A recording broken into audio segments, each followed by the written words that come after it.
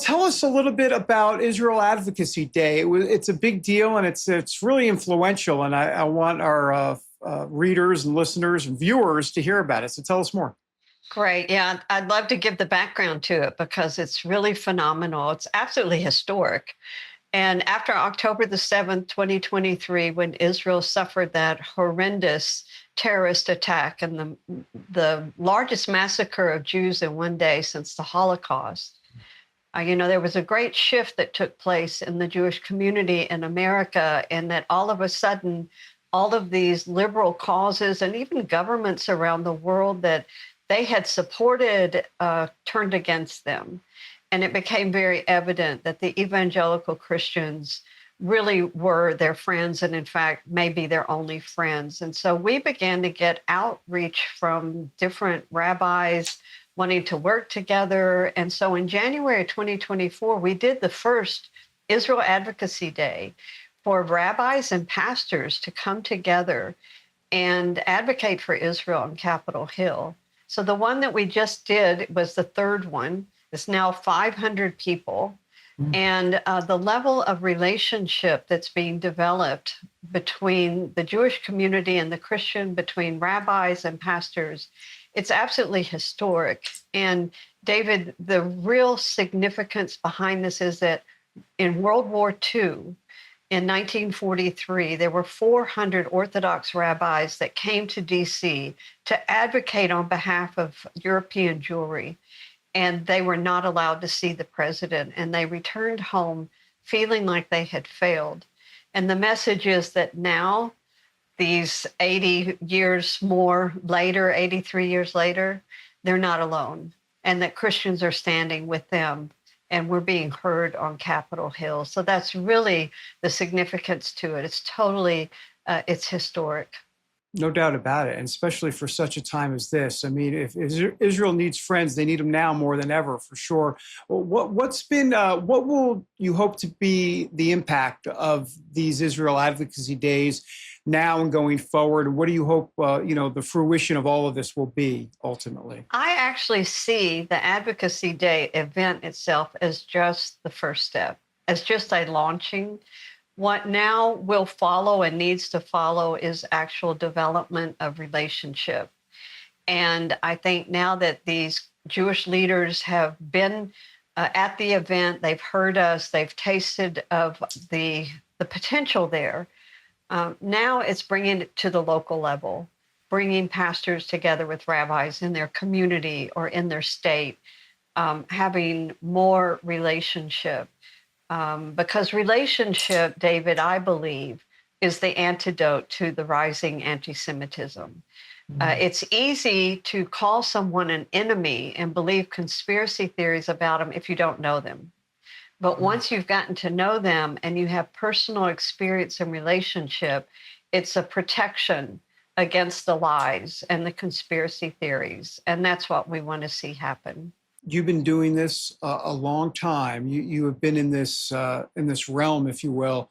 What has it been like today? And when I don't even mean October 7th, as much as I mean what you're seeing online from the younger folks, the replacement theology, some of this wild stuff that is sadly running rampant and getting amplified by a lot of voices online. How concerned are you about it? And how do you see it unfolding going forward? Because this has been a dark, dark turn. Yeah, we're very concerned about it. It's almost like an explosion of anti-Semitism. And it was right after October the 7th. It was just astounding. And,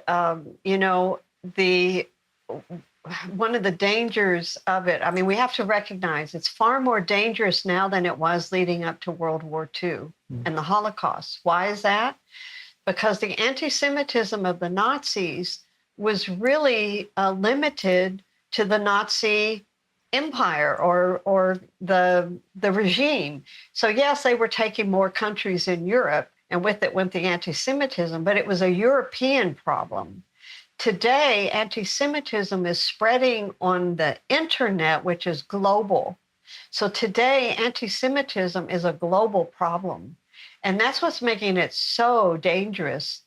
Honestly, I've heard Jewish people say that for the first time in their life, and actually they're shocked, that there's actually no place they can go in the world that they would feel safe because it's a global problem. So that's the size of what we're looking at. Now, talking about here in the United States, and particularly with the Christian community, we're very concerned because the lies, everybody's being bombarded by them because we're all on social media, right?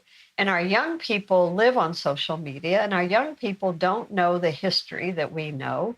They don't have the life experience that we have. They probably haven't been to Israel themselves, so they're highly vulnerable to this. And we've been working with young Christian people, and what we're finding is they're largely confused. They really don't know what to believe. And that's a good place to be in. And we'd love to go in and teach them then and help them to decipher truth from the lies. But for many of them out there, they're like confused. Some of them are backing away from the issue altogether. They don't want to have anything to do with Israel.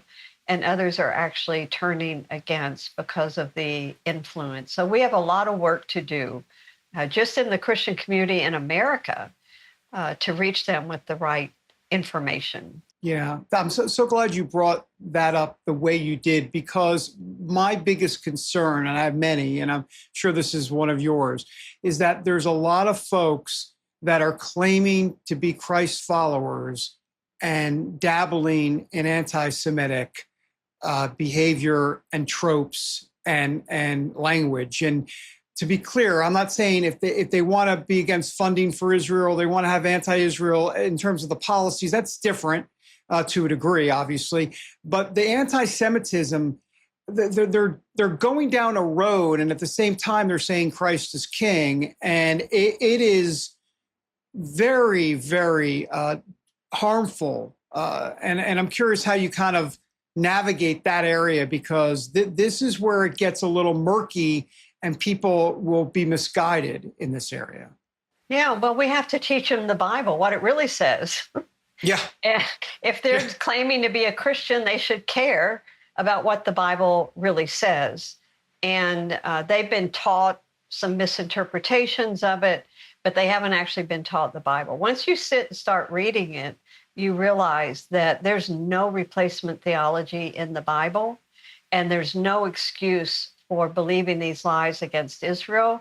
God made promises all the way back in Genesis to Abraham that are not only still being fulfilled today, that will be fulfilled in the future. And that's why his hand is still upon this people. They're still his chosen people. They're a part of his plan that he set from time eternity for the world, the plan of world redemption. And we need to stand with them and bless them. And that's what the Bible teaches. We can twist little things and try to find one little verse and take it out of context to say something else. But that's not true biblical hermeneutics. And so we just love to teach the Bible every opportunity we can and let it speak for itself. Amen. Let me ask you one last question. It's a little bit of a Dr. Phil question for you. What has this been like for you personally?